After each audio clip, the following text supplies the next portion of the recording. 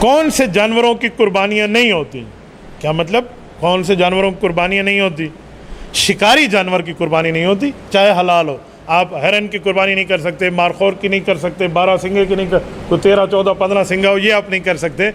اور قرآن پاک نے شرط لگائی ہے کہ وہ گھروں کے پالتو جانور ہو، جس کو ہم عام طور پہ مویشی کہتے ہیں، تو ان جانوروں کی آپ کر سکتے ہیں، ان جانوروں کی نہیں کر سکتے۔ یا عیب دار جانور ہو اس کی آپ نہیں کر سکتے۔ ایسا مریل ہو وہ اپنے 4 پاؤں پہ کھڑا ہی نہ ہو سکتا ہو تو اس کی قربانی کا فائدہ۔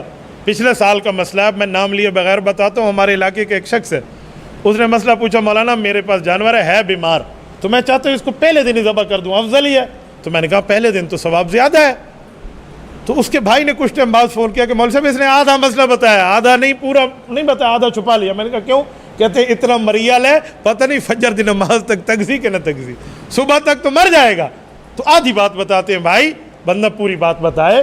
عالم الغیب نہیں ہوتا، وہ دین کے مسئلے جانتا ہے، غیوبات کا علم تو اللہ کو ہے۔ جتنی بات آپ بتائیں گے اتنا جواب آئے گا۔ پھر یہ نہ کہیں اس مولوی صاحب نے یوں بتایا، اس نے یوں بتایا۔ وہ تب ہوگا جب آپ نے اس سے سوال جو کیا وہ اس کا جواب دے گا، اس سے جو کیا وہ اس کا جواب دے گا۔